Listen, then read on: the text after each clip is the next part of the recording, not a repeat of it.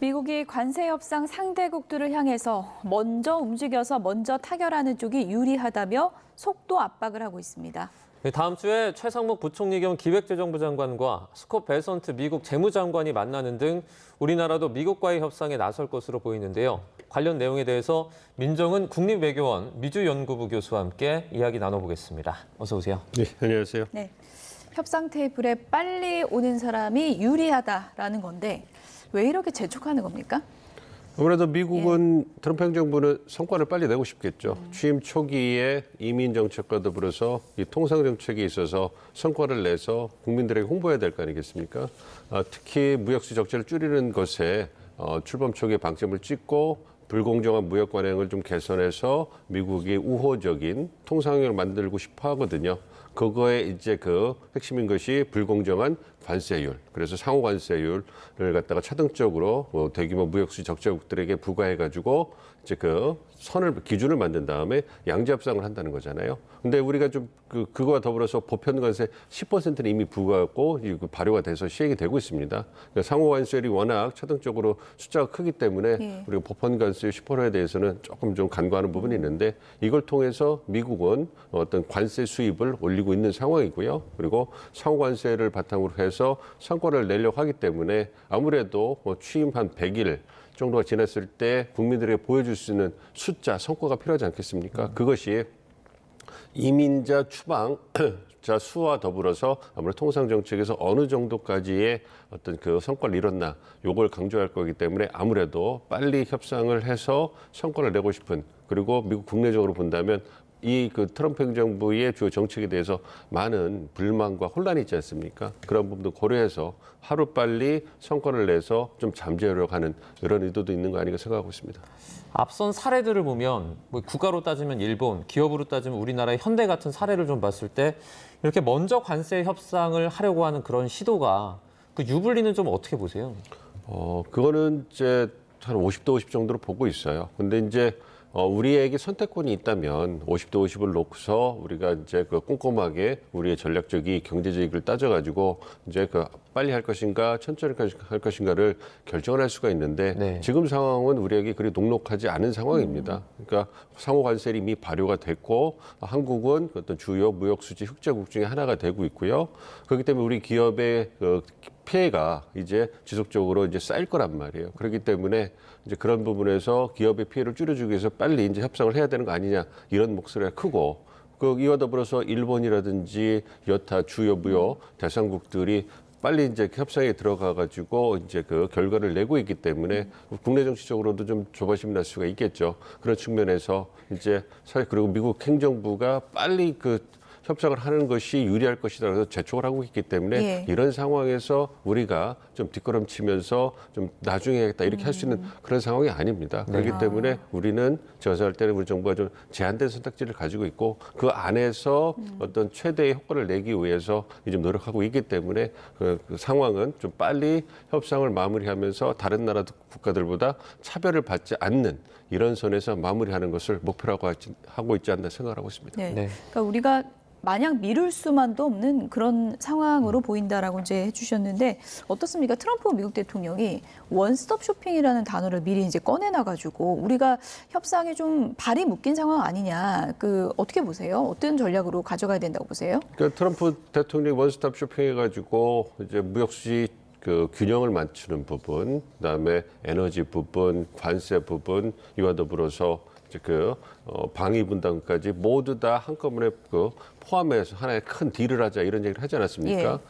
근데 그거는 미국 측의 주장인 거고요. 어쨌든 트럼프 대통령의 의중은 한국과 관련해서 이러한 주요한 의제들이 있으니 다 테이블에 올려놓고 이제 좀 얘기를 해보자 이런 의도인 것 같습니다. 그렇지만 우리 입장에서는 경제 무역 의제하고 방위분담과 같은 외교안보 의제를 한꺼번에 올려놓고 하기에는 우리 이해관계에 부합하지 않는 측면이 크거든요. 그러니까 경제무역 부분은 기업들의 피해가 있기 때문에 그리고 이제 향후 어떤 우리 경제적 이익을 고려하기 위해서 빨리 협상에 나서서 협의를 해나가는 게 필요하겠지만 방위분담 문제라든지 이와 관련된 어떤 전략적 문제는 상당한 시일이 소요되는 부분이거든요. 그리고 이제 우리가 정치적 전환기에 있기 때문에 이것을 현 정부에서 하는 것이 올바르냐 예. 아니면 다음 정부에서 하는 것이 더 적절한 거냐 이런 정치적 논란도 있기 때문에 예. 그리고 방위분담 협상이라는 게 최소 6개월 이상 걸리는 그렇죠. 어떻게 보면 장기 협상입니다. 지금 그렇기 때문에 당장 주고받는 대상으로는 될 수가 없다. 그렇죠. 예. 그러니까 주고받고 싶어도 예. 실무에서 협상이 들어가면 최소한 몇 개월이 걸리는 거기 때문에 네. 그럼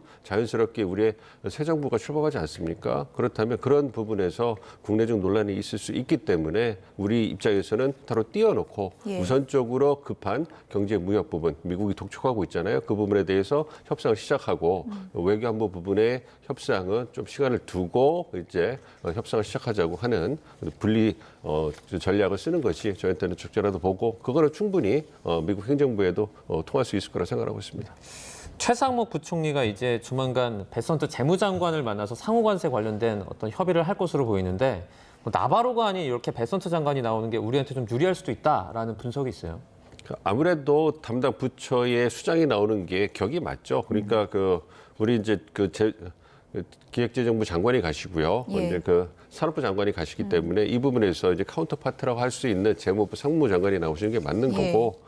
그리고 이제 개인적인 성향을 보더라도 이제 말씀해 주신 것처럼 나바로 이제 고문 같은 경우는 굉장히 강경파고 네. 관세를 너무너무 사랑하는 사람이에요. 그렇기 때문에 그런 측면에서 협상이 있어가지고 좀 강경한 입장을 취할 수 있기 때문에 예. 아무래도 빠르게 협상을 마무리하는 데는 융통성 있고 경험이 많은 재계 출신이 훨씬 더 우리에게도 유리하지만 미국 행정부에도 유리한 거예요. 그만큼 노련하기 때문에 그렇기 때문에 아무래도 가장 온건하고 협상력이 뛰어나다고 좀 미국 행정부 내에서 알려져 있는 베센트 재무장관이 그 키를 잡고서 만나 협상을 할 거기 때문에 예. 어떤 오랜 CEO로서의 경험을 바탕으로 해가지고 원만한 타결로 일어나지 않을까 이렇게 예상을 하고 있습니다. 네. 미일 관세 협상이 이제 우리보다 먼저 시작이 되는 거죠. 그러면 미일 협상이 어떻게 되는지도 좀 지켜보는 게 우리한테 좀 도움이 되겠네요. 그렇죠. 예. 얼마나 미일 간의 협상 이후에 우리가 시간을 가질 수 있을지는 좀 미지수긴 합니다만 왜냐하면 우선 협상국이 한국도 들어가 있기 때문에 그냥 한 주 정도 차이가 되지 않을까 생각을 하기 예. 때문에 많은 시간적 여유는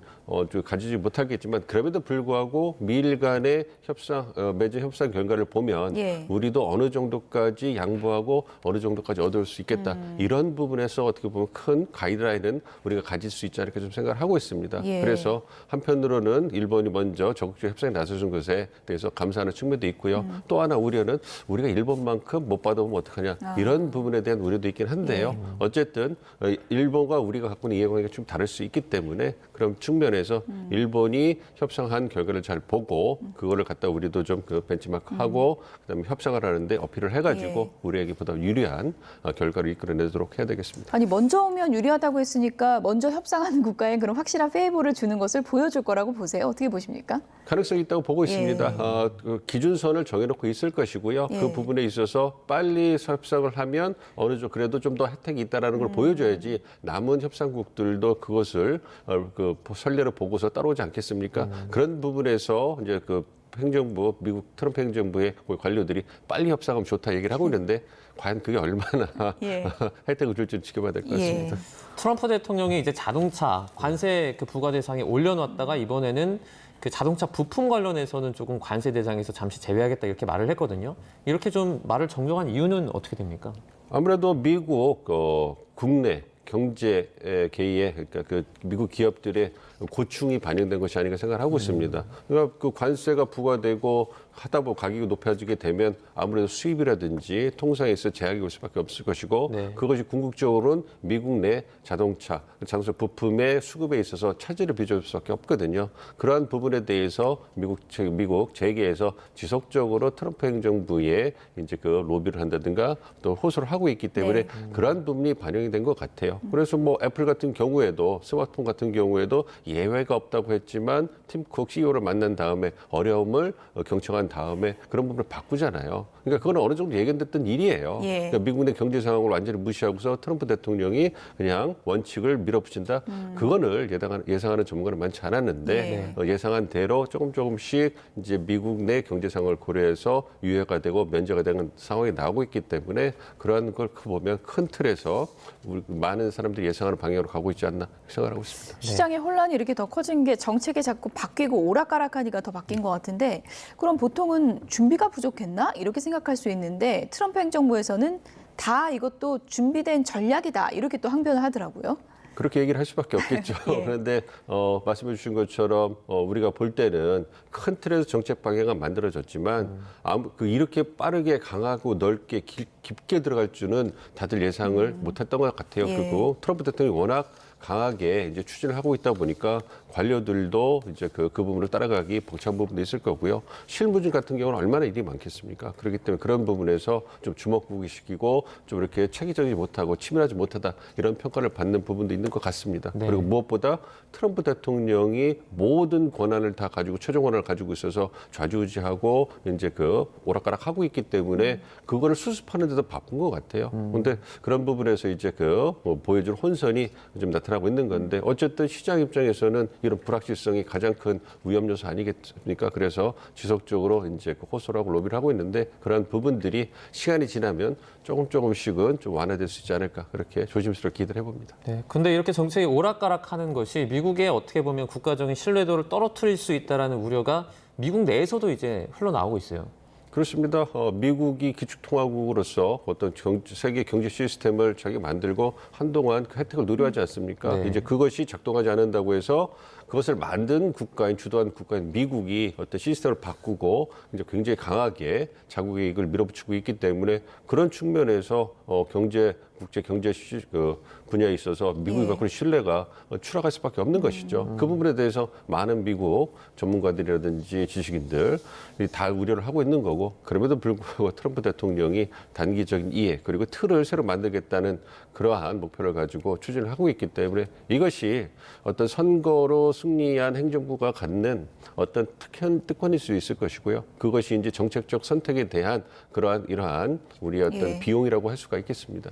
그중에 이제 핵심 틀이 중국과의 대결인데 정말 중국에는 엄청난 관세 폭탄을 날린 측은 이제 미국 트럼프 대통령인데 협상하자는 얘기는 트럼프 대통령이 더 많이 하는 것 같습니다. 좀 조급한 걸까요? 어떻게 봐야 됩니까? 조급한 측면이 있죠. 말씀드린 것처럼 출범 초기에 이민과 더불어서 통상의 틀을 바꿔서 미국의 경제 이익을 담보하는 게 가장 중요한 정책 의제인데 예. 그 부분에 있어서 성과를 내는 데 있어서 가장 중요한 대상국이 중국이잖아요. 무역 수적자가 가장 크고 불공정 무역 관행에 있어서 가장 두드러진 국가이기 때문에 중국의 태도가 어떻게 바뀌느냐. 그래서 미중 간의 이런 무역 수지 불균형이라든지 새로운 어떤 그 협상의 틀을 만들어낼 수 있는가. 이것이 가장 중요한 성과가 될 건데 그 부분에 있어서 중국만이 유일하게 보복 관세를 부과하고 미국이 원하는 대로 따라오고 있지 않잖아요. 그러니까 아무래도 트럼프 대통령은 조급할 수밖에 없겠죠. 예, 그리고 정말 시진핑 주석의 전화를 기다리고 있을까요?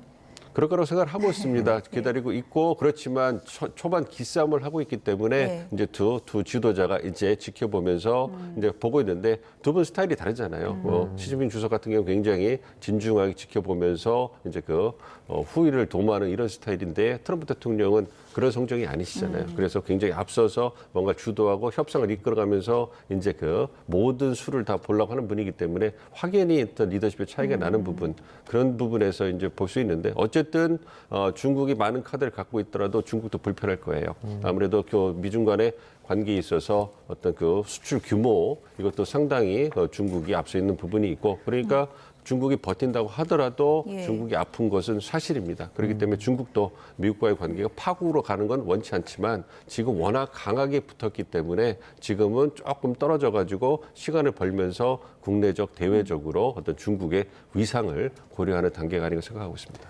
중국이 이제 히토류 수출을 제한을 하면서 미국 기업뿐만 아니라 그러니까 이 히토류가 뭐 전투기라든지 잠수함에도 들어간다 그래요. 그렇다 보니까 이제 미국의 어떤 안보에도 영향을 미친다라는 분석이 나오고 있습니다. 그렇습니다. 그러니까 미국이 바이든 행정 때부터 이제 공급망, 중요한 부분의 공급망을 고려할 때 핵심 광물은 꼭 들어가던 4대 어떤 주요 품목 중에 하나였어요. 네. 그만큼 말씀해 주신 히토류 같은 거는 어떤 뭔가 제도업 분야의 반도체라고 핵심 광물 분야의 반도체라고 할 만큼 소량이지만 꼭 필요한 부분이기 때문에 이 부분을 갖다 거의 중국이 한 70% 생산하고 있기 때문에 네. 아무래도 미국 입장에서는 이러한 핵심 광물의 공급망에 있어가지고 안정성, 안보가 불안하다고 느낄 수밖에 없는 것이죠. 그러니까 그걸 잘하는 중국도 이제 미중 간에 무역 전쟁이 붙었을 때 하나의 유효한 카드로 이제 희토류 수출을 갖다가 통제하는 것을 쓰고 있는 것이고 그것에 대비해서 미국 행정부는 어떻게 하면 핵심 광물의 공급망을 다변화할 수 있을 것이냐 이런 부분에 대해서 많은 공을 들이고 있는 상황입니다. 네. 이것도 뭐 전 세계 타격으로 이어질 수 있다 이런 우려도 커지고 있는 상황이고 이제 관세 정책과 관련해서 여러 가지 이제 파장이 일고 있는데 내부적으로는 친 트럼프 의원이 관세 유예 발표 전에 주식을 샀다. 이거 그러면 정부 알고 한 거면 내부자 거래 아니냐 이런 또 의심이 나오고 있거든요. 그렇습니다.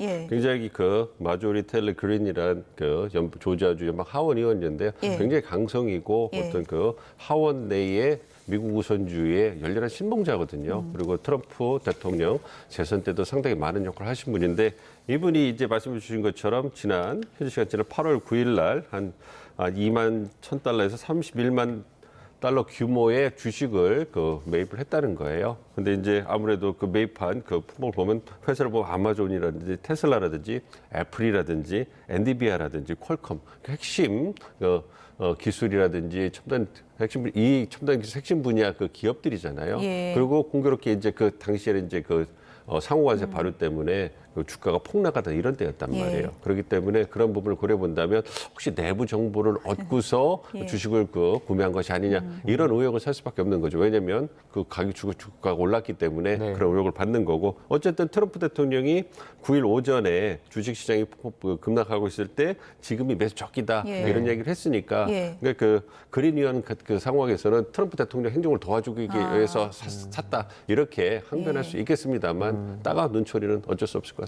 근데 최근에 이런 과정에서 뭐 하원 의원뿐만 아니라 트럼프 대통령의 장남이죠. 트럼프 주니어도 수천억 원 되는 돈을 주식으로 벌었다 그래요. 이것도 좀 이슈가 되고 있죠. 그렇죠. 아무래도 내부자 거래. 그리고 1기 때도 마찬가지고 2기 때도 마찬가지고 1기 때는 이방카 장녀가 굉장히 스포트라이트를 받으면서 이게 또 비선 아니냐 이러한 의심이 많이 들었잖아요. 네. 이번에는 장남인 트럼프 주니어가 그 역할을 하고 있다고 보고요. 그렇기 때문에 일거수일투족 이익이 나면은 언론의 주목을 받을 수밖에 없는 것이고요. 그리고 말씀해 주신 것처럼 기독교 라디오 네트워크라고 하는 그런 미디어 그룹의 주식을 매수를 했는데 주가가 거의 한 280% 폭등을 했다는 거예요. 예. 그렇기 때문에 이게 또 내부자 정보가 쓰여진 거 아니냐. 그래서 이제 너무 가족 중심의 어떤 권력 지향적인 모습을 보여주다 예. 보니까 이런 폐해가 일어나는 거 아니냐 이런 식으로 의심이 들고 있고 야당의 공격이 대상이 되고 있는 겁니다. 이런 게 반복되면 의심 차원이 아니라 뭐 진짜 수사 차원으로 갈 수 있다 이런 또 우려도 있는 것 같고요. 끝으로 대학가 얘기를 좀 해봐야 될 것 같은데 하버드대가 트럼프 대통령에 항복하지 않겠다면서 반기를 들었다 그러는데 왜 그런 거예요? 아무래도 가장 중요한 요인은 예. 이스라엘 하마스 전쟁이 있어가지고 미국 대학과 콜롬비아 대학을 중심으로 해가지고 반유대주의 시위, 팔레스타인 시위가 벌어졌잖아요. 예. 이 부분에 대해서 불편한 거예요. 아무래도 트럼프 대통령은 이스라엘에 대해서 굉장히 우호적인 관계를 가지고 있고 그래서 이런 부분에서 대학이 교육에 집중하고 일자리를 만들어야 되는데 어떤 기여하는 실질적인 교육을 해야지 이러한 이념이라든지 논란에 대해서는 문화 같은 논쟁을 벌여서는 안 된다 이러한 인식을 가지고 있고요. 그렇기 때문에 국내 정치 쪽에서 어떤 이념 전쟁, 문화 전쟁 측면에서 굉장히 강경한 선거 공약을 내걸었던 게 트럼프 대통령이에요. 그래서 교육부를 폐지하고 그다음에 교육의 권리를 연방 정부가 아니라 주정부, 그다음에 학부모, 학생에게 돌려줘야 된다는 얘기를 하고 대학 같은 경우도 말씀드린 것처럼 이념 논쟁. 그러니까 국가의 발전에 도움이 되지 않는 그런 교육을 하는 것이 아니라 실질적으로 도움이 될 수 있는 그러니까 너무 좌파 급진주의자 이런 게 빠지는 것이 아니라 도움이 되는 교육을 해야 되고 그래서 연방 정부가 내세운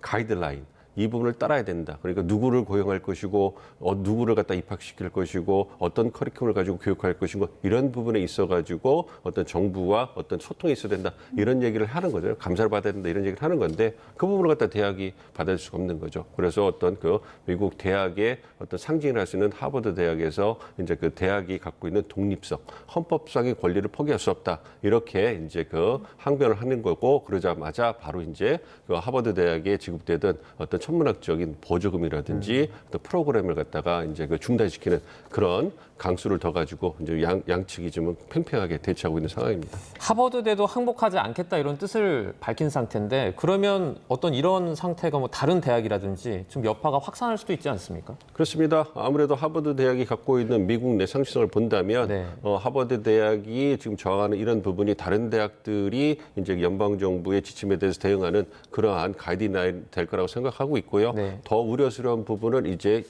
대학들이 연합을 해가지고 예. 이제 연방 정부에 대응할 수도 있는 그러한 시나리오도 나올 수 있기 때문에 네. 지금 관심이 주목되고 있습니다. 끝으로 간략하게요. 뭐 지금 경제적 여파도 있고 그리고 대학가에도 이렇게 시끌시끌한데 트럼프 대통령 뭐 국내적으로는 지지층은 뭐 확고한 건가요? 현재 상황은 어떻습니까? 그렇습니다. 트럼프 대통령이 갖고 있는 콘크리트 지지층은 한 35% 지지층은 변동이 없고요. 그리고 1기에 비해서 국정원의 그 지지율은 한 45%, 47% 집합적으로 봤을 때 그 정도 나오고 있기 때문에 여전히 상당히 높은 상태입니다. 그렇군요. 그렇기 때문에 트럼프 대통령이 국내 정책을 시행하는데 물론 그 미국 전역에서 시위가 예. 일어나고 이제 거기 시위에 60만 명 이상이 참여했다고 하더라도 여전히 트럼프 대통령 입장에서는 지지층의 변동이 없기 때문에 지속적으로 정책을 추진해 나갈 거다 이렇게 예상을 하고 있습니다. 네, 알겠습니다. 미국발 관세 전쟁 자세하게 살펴봤습니다. 민정은 국립외교원 미주연구부 교수와 함께했습니다. 고맙습니다. 감사합니다. 네.